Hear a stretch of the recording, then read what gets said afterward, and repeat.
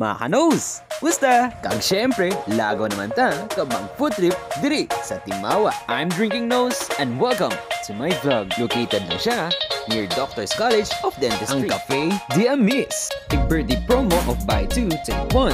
Very spacious ang dining area nila. Perfect evening sa mga students sa doctors. Na may hindi tambayan, date kapag chill. Kag timing gid pagbalik namon ka 1 year lang nila or birthday. What to expect from this store? Wow, English. Syempre, sulit and quality and service. With affordable cakes and coffee bar in the city. Let's start for the sweet delight for their cupcakes. Kung freshness hanap mo, try this cucumber lemon. Chill tayo with their blue lemonade. Go cute and pastel for this pink lemonade. One of their best sellers, Spanish Latte. Ari good, panalo sa kanamit ang sweet and chili chicken. Para sa rich and creamy, choose only chicken a la cake. Drinking Nose approves sa kanamit ang chicken teriyaki.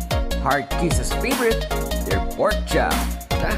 Kaon na, mga kanos! Ang nanamayan ko di sa Café de Amis, na-sustain pa rin nila ang ila consistency, taste value, kag overall service. Nami ang lugar mag-chill na mag-food trip, kag syempre, best study hub sa mga taga-doctors.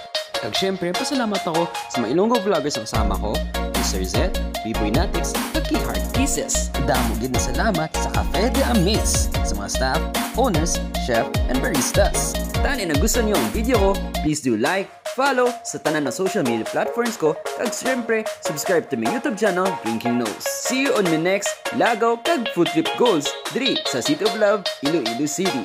Bye!